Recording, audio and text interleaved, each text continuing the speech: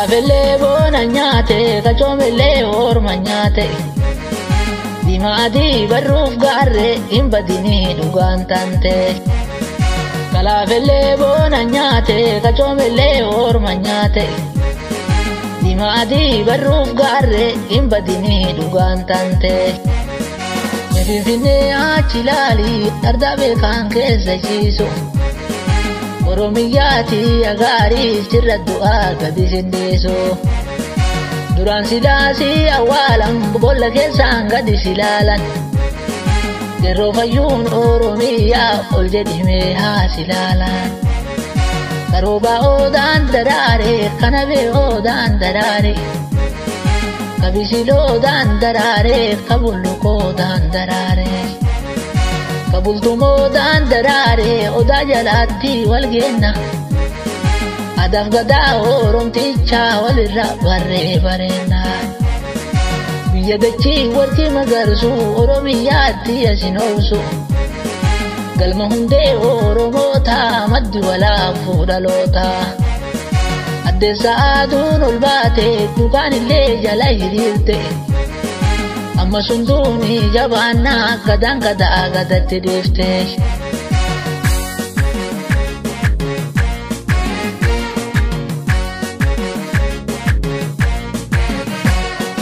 Roobni roobee lafti fiteensa awwaarrillee qabbanaahe Gada wal waama wal barbaada hedduu nuun faageessu waa'een Urjii waaqaa hunda lakkaa'e keessa kan mul'atu orbiiti Alaga yoon fiira taates jeqa kolfaana mamete Volkaan hundachi tarzaase kusmansaa fi baafi qorri Magma ijaan gadi ilaale bade wal balleesse jarre Birraa asheetatu daraara muree walii kenna namni Qabeenya tuyyuu walarraaba waluma kootootti dhabne Karaan kaluu yaadan fagaannaan baatee alaayyuu hin galtu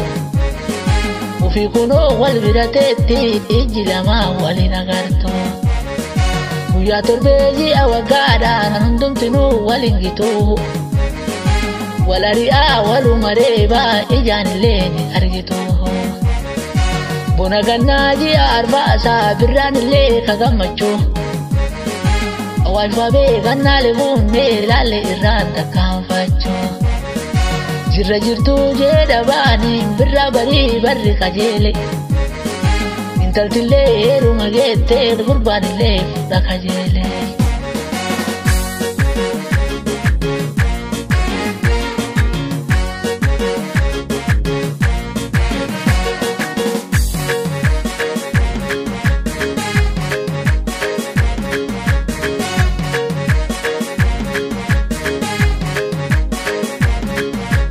Oli gadi ilaale homaa hin agarree aalanaa Oli gadi ilaale homaa hin agarree aalanaa Dhiiroo malli maali garaan nu gubatee baaranaa Dhiiroo malli maali garaan nu gubatee baaranaa Alagaan bineensaa akkamitti waliin buulanii Hacaaluu hundeessaa kichutti nu jalaa muranii Gochaasuu kaneessaaf kumaatama nurraa hidhanii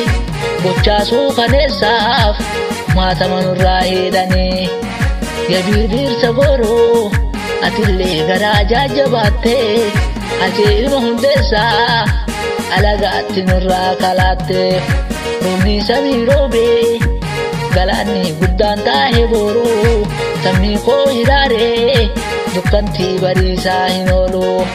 Bakkalchaa bariisaa ammallee addeessaa faduu Sindaagaan nu yoomuu seenaan nu facaaftee atoo